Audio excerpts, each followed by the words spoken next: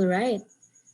So our next discussion is on the vaccine, COVID-19 vaccine na recombinant, which is from Astrazeneca. Okay.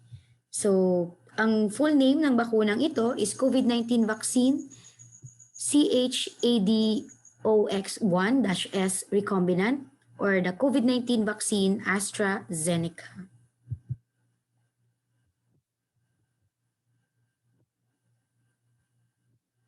Okay. So, for the Astrazeneca vaccine, its emergency use authorization was awarded in 28 January 2021 at ito yung kanyang full name, no? Ang haba, no? CHADOX1-S or yung chimpanzee adenovirus Oxford 1-S recombinant. Okay, and dosage strength and form, it's 0.5 ml solution for injection. So 0.5 ml na solution for injection, IM din siya. And this vaccine is manufactured by this company. Okay. So, ang atin pong AstraZeneca vaccine, similar po sa ating Sinovac. Ang kanyang storage requirement for temperature is sa refrigerator or body of the ref or at positive 2 to positive 8 degrees Celsius. Same with Sinovac, do not freeze.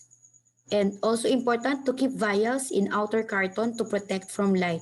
So parehong-pareho siya ng storage with Sinovac, 2 to 8 degrees Celsius, do not freeze, and protect from light. Ang pinagkaiba ni Sinovac at ni AstraZeneca, si AstraZeneca comes in multi-dose vials. Ibig sabihin nito, one vial contains 5 ml of the solution. At dahil 5 ml ang laman ng isang vial, kaya natin ditong magkuha ng 10 doses, no? So 10 doses per vial siya. All right. So ang Sinovac, 1 dose per vial or single dose vial. So its indication, ang AstraZeneca vaccine is for active immunization of individuals 18 years old and above for the prevention of coronavirus disease 2019. So, ang shelf life po ng ating bakuna, yung mga unopened o hindi pa nabubuksan na multi-dose vials ay 6 months. Pero yung dumating po na vaccine natin na initial delivery ng AstraZeneca from COVAX facility, its shelf life is now at 2 months na lang, no?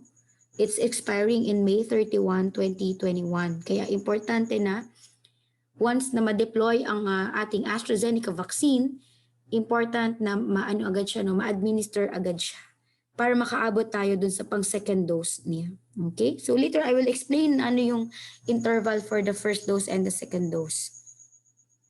So kapag ka nabuksan na po, opened multi-dose vials after first opening, maaari po no, that chemical and physical in-use stability has been demonstrated from the time of vial puncture to administration for no more than 6 hours. So ang atin pong bukas na vial or opened vial ng AstraZeneca, pag nasa room temperature na po siya, na ilabas na natin sa vaccine carrier, kailangan mo ma-consume sa loob ng 6 na oras.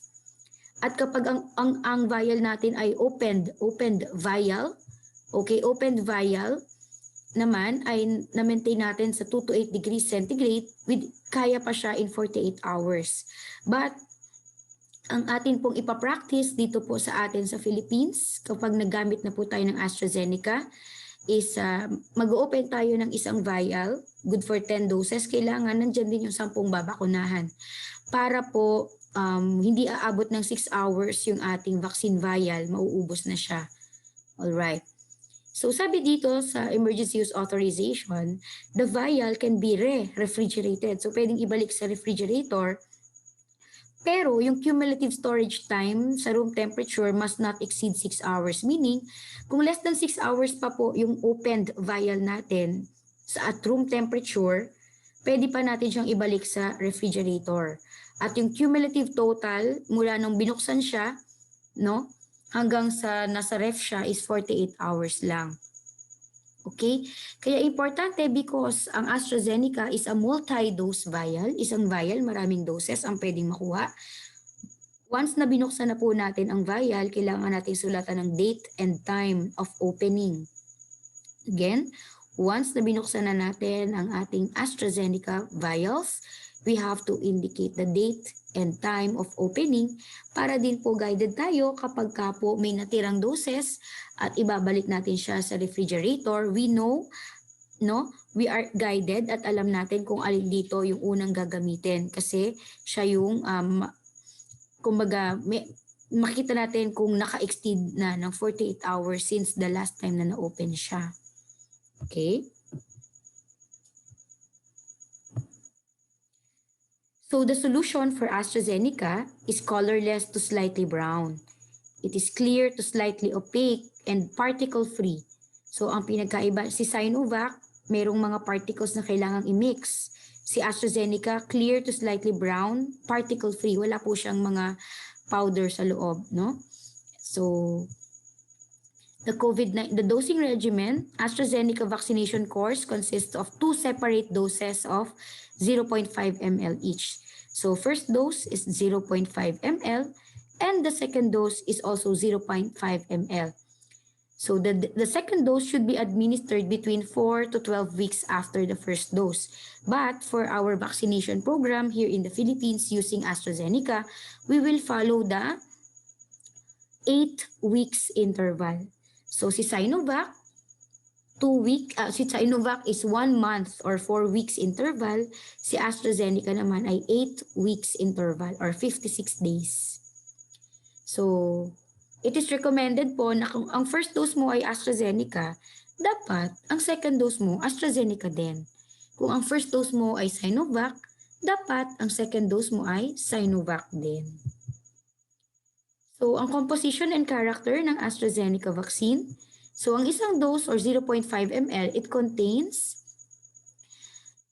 the COVID vaccine na 5 times 10 to the 10th power viral particles of recombinant replication deficient chimpanzee adenovirus vector that encodes for the SARS-CoV-2 spike or S glycoprotein. Ulitin ko, so napansin niyo po, nakalagay ito, chimpanzee adenovirus vector. So yung ginamit na vector natin, parang sasakyan, vehicle kung saan nakakabit yung atin pong spike glycoprotein ni SARS, ni COVID na spike protein is the chimpanzee adenovirus. So ito pong chimpanzee adenovirus, this is non-infectious para sa mga para sa mga tao kasi ang mainly na apektuhan nito ay mga chimpanzee. And that this virus kasi also the adenovirus, pag pinasok na siya sa katawan natin, hindi siya nagre-replicate. No? Kung itong 5 times 10 to the 10th power na viral particles, yan na yung madedetect ng ating immune system for development of antibodies against this spike protein. Okay. So paano pinroduce itong ating chimpanzee adenovirus vector? It was produced, no, in genetically modified human embryonic kidney cells or HEC293 cells. Again, may nakita na naman tayo dito, human embryonic kidney. So this doesn't mean na sa pag-produce ng ating AstraZeneca ay kumuha ng maraming mga abortus at kinuha yung kidney nila at doon sa kidney nila tinusok yung ating pong mga chimpanzee adenovirus. So hindi po. Ito po yung human embryonic kidney or HEC293 cells. Ito po ay cell culture. No, sa laboratorio na po ito pinoproduce itong HEK293 cells na to. Sa cell culture na po yan. So dyan po pinapadami yung chimpanzee adenovirus vector na may glycoprotein na spike glycoprotein at i-harvest po dyan yung mga viral particles at i-concentrate at ilalagay sa atin pong bakuna. So please take note that this product contains genetically modified organisms. Kaya very important if ever man itong matapon or mag-spill over our surfaces, kailangan po itong linisin agad with alcohol or antiviral disinfectant. Okay? Kasi we'll never know, baka meron pong ibang organism or ibang animals na ma-expose dito at baka sa kanila may effect yung chimpanzee adenovirus pero sa tao wala. Okay po? So ito yung mga excipients or nilalaman ng ating AstraZeneca vaccine at meron po siya nitong tinatawag nating ito po, ayun, highlight lang natin. Meron siya nitong polysorbate 80. Yan, no? So, yan yung yung polysorbate 80, related yan dun sa PEG, no? Na common na component ng mga, no, na nagkukos ng anaphylaxis. Okay.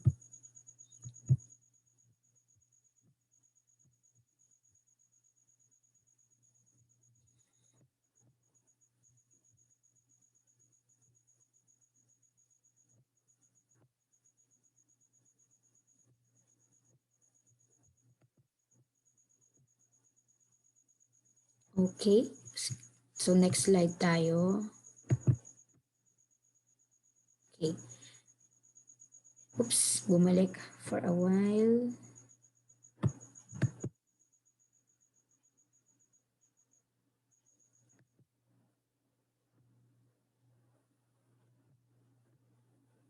Ayan. So, ibinibigay, ano ba to? Gumagalaw siya.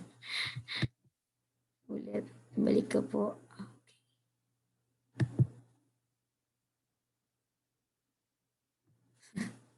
May sariling buhay siya.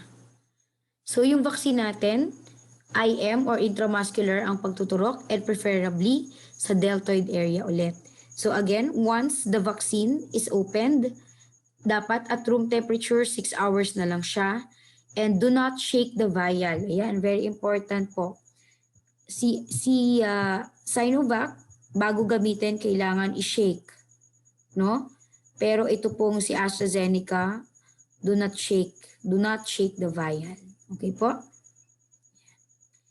So normal din dahil 10 dose vials siya, normal na kapag ka po nag-aspirate ka na ng 0.5 ml doses mo, pag nakapang 10 ka na, may matitira pa doon. So wag na nating anuhin. Hayaan niyo na po yung natitira doon. It's allowance po talaga for the vaccine. Okay?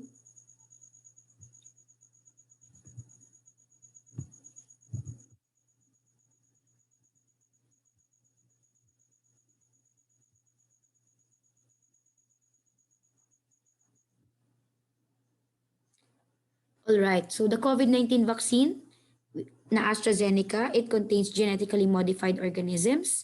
So dapat yung mga unused vaccine or waste material should be disposed of in accordance with local requirements. So sa atin, our local requirement for disposal ng ating unused vaccines or nabuksan na din is via reverse logistics. So bawat po may maiwang vial ng AstraZeneca sa atin pong mga vaccination sites. So the spills should be disinfected with an appropriate antiviral disinfectant. Kasi nga, mayroon siyang, it contains genetically modified organisms. So special populations using AstraZeneca for elderly population. Sinasabi lang po dito that the efficacy and safety data for AstraZeneca among elderly population is limited in individuals more than 65 years of age. And that there's actually no dosage requirement naman po. No dosage adjustment na required para sa mga mas matatanda.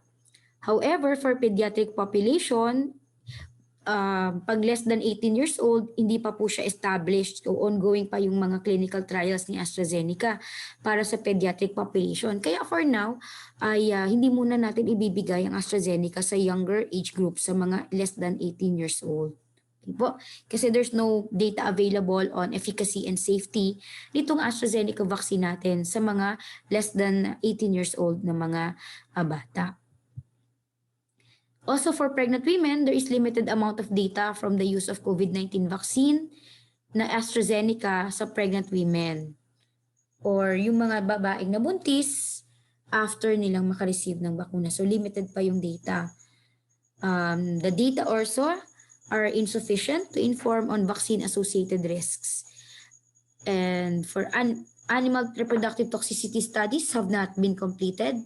And so, as a precautionary measure, no, this vaccine is not recommended during pregnancy. Not unless the pregnant woman has weighed no the benefits compared to the potential risks, and ang kanyang line of work is at high risk of exposure and mortality, then that pregnant woman can actually consent to being vaccinated.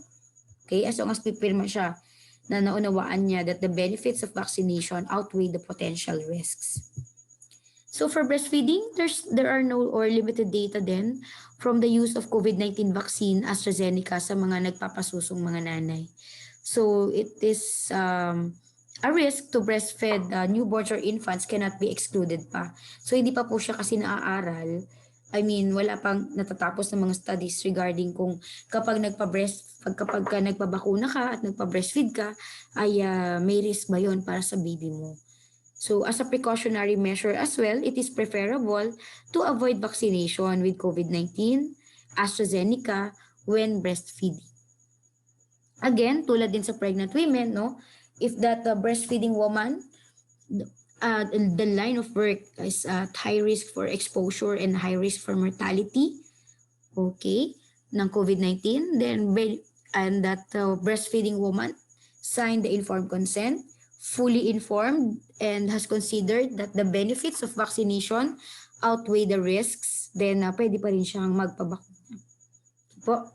So in terms of fertility, it is unknown whether the COVID-19 vaccine AstraZeneca may impact fertility. So there's no data available kung meron ba siyang effects sa fertility. And then effects on ability to drive and use machines naman. Presently, no, the vaccine AstraZeneca has no or negligible influence on the ability to drive and use machines. Syempre, importante pa din after mabakunahan is the post-vaccination monitoring for 30 minutes to 1 hour. And if within that period of time that the vaccinee did not develop any adverse events following immunization at cleared for discharge from the vaccination site, then pwede siyang mag-proceed with the driving. Ano po? But of course, no, yan, ito yung mga most frequently reported adverse reactions. Okay, let's go back. Okay. So, injection site tenderness, more than 60% reported masakit yung pinagturukan. And that yung site pain, pwede din mag-headache and fatigue, myalgia and malaise, pyrexia, chills, arthralgia, and nausea. So majority of adverse reactions are mild to moderate in severity, and that these adverse reactions are resolved within a few days of vaccination. So when we compare with the first dose, the adverse reactions reported with AstraZeneca after the second dose, milder na siya sa second dose and reported less frequently na.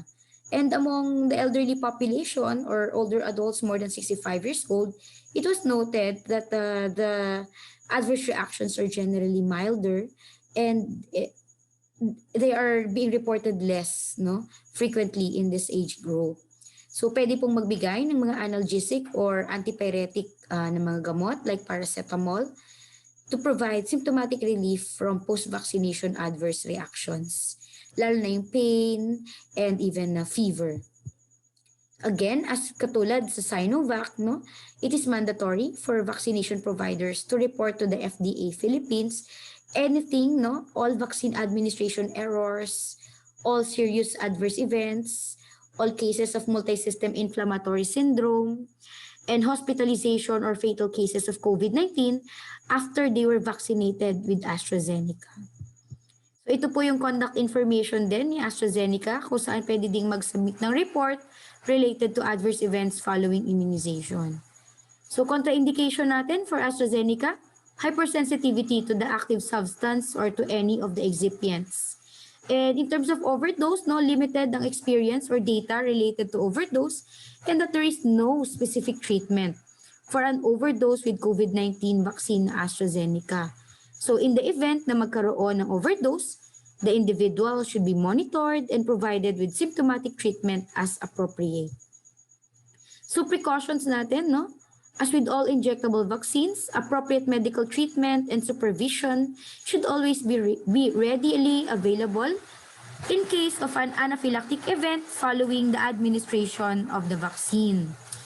And that concurrent, in terms of concurrent illnesses, kung mayroong acute severe febrile illness, postpone or defer na muna natin.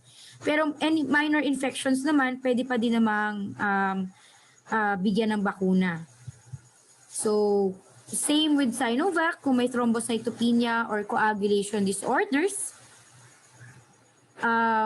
pwede pa rin magbakuna, pero dapat gagamit tayo ng mas manipis na gauge ng needle and apply firm pressure because kung naka-anticoagulant sila, it may cause bleeding or pwede mag-hematoma or bruising dun sa injection site. And for immunocompromised individuals naman, so maaari po na kung sila ay receiving immunosuppressant therapy, the response to the vaccine is can be lessened or weakened. So for neurological events, very rare yung events of demyelinating disorders na na-report following vaccination of AstraZeneca, and causal relationship has not been established pa. So as with other vaccines, the benefits and potential risks of vaccinating individuals with AstraZeneca should be considered. So at this point in time, no, the duration and level of protection ng AstraZeneca has not yet been established.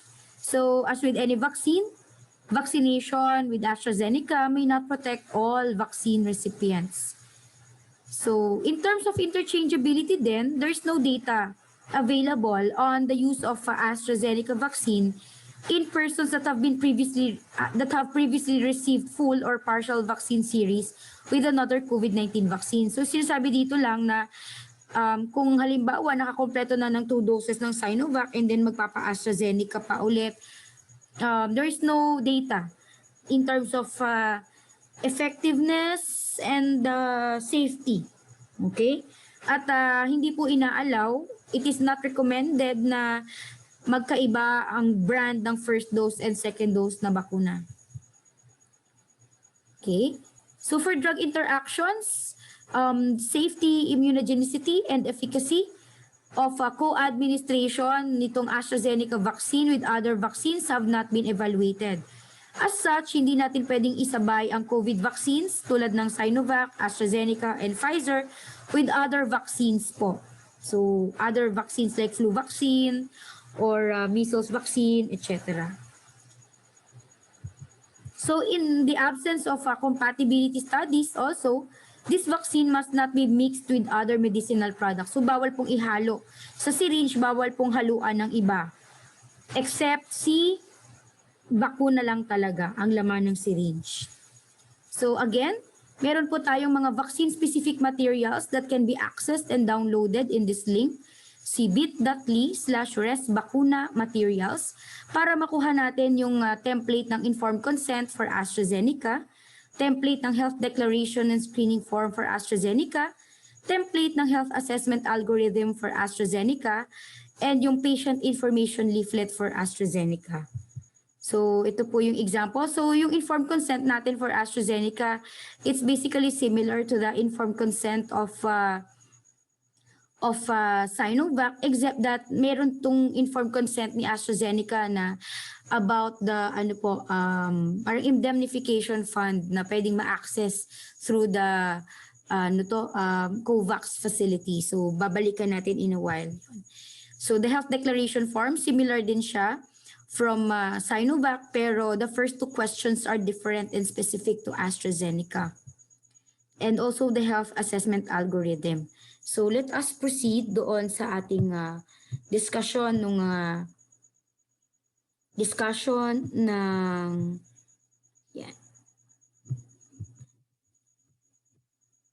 informed consent for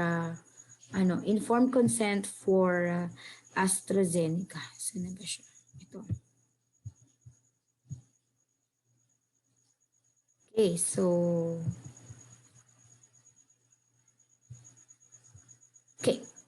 so this is the informed consent for AstraZeneca.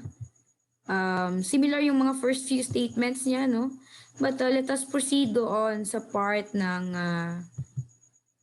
here. Ito yung different kasi. All right. So let me make it bigger.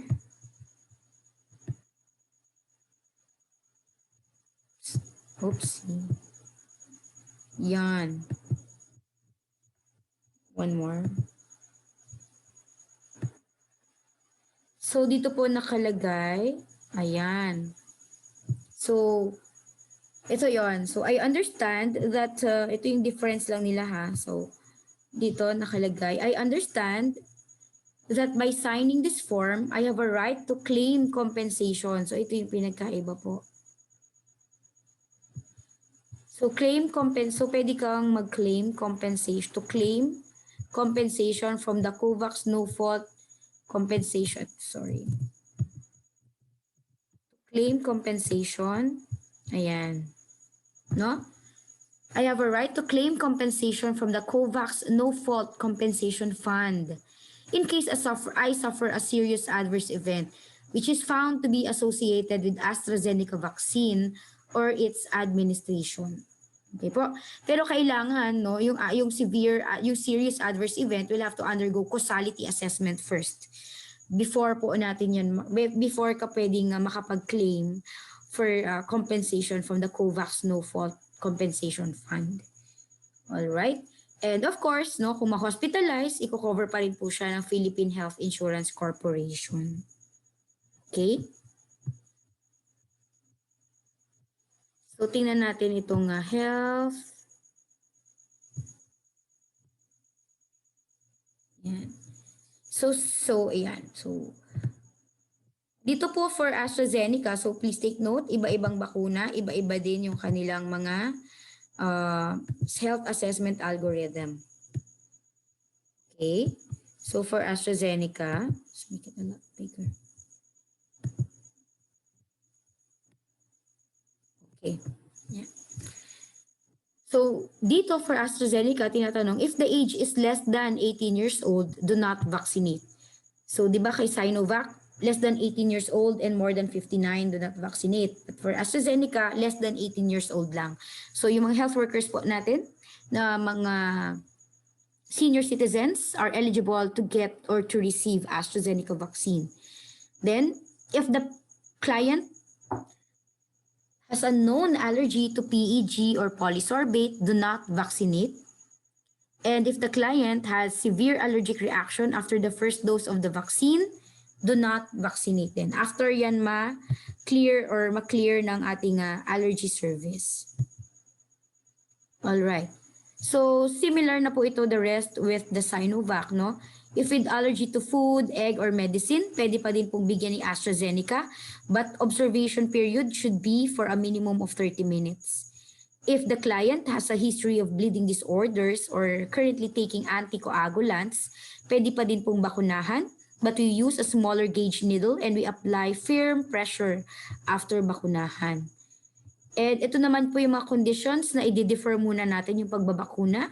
Kung may signs or manifesting any of the following symptoms of COVID related to COVID-19, refer to the doctor and then reschedule after full recovery. So pwede kasi siyang COVID, pwedeng hindi, pwedeng any respiratory infection lang, but then better na mag-full recover after the full recovery, tsaka lang muna tayo magbabakuna.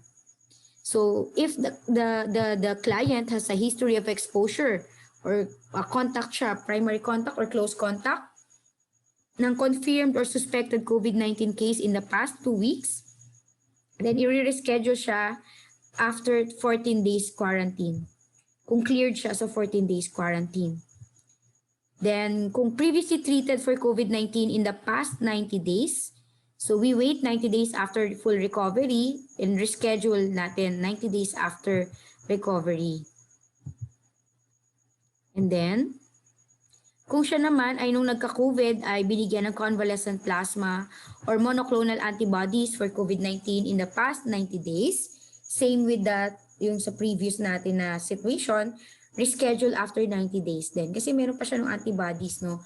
So after 90 days, tsaka natin siya babakunahan ng COVID. Kung buntis naman, at gusto niya talaga magpabakuna, dahil sa kanyang high risk exposure, pwede siyang bakunahan pero dapat during the second or third trimester na. I-defer muna natin sa first trimester.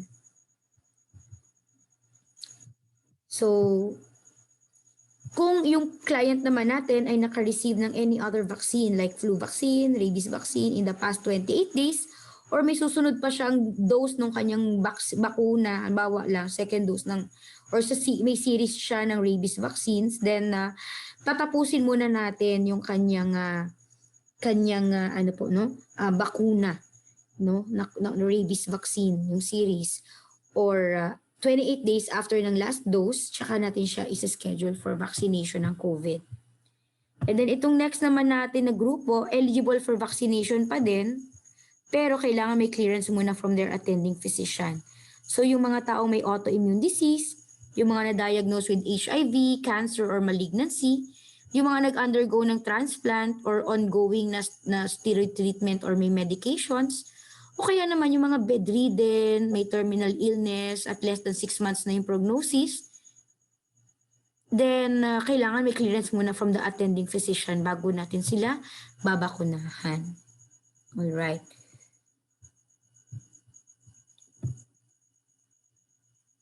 Okay, so let me go back.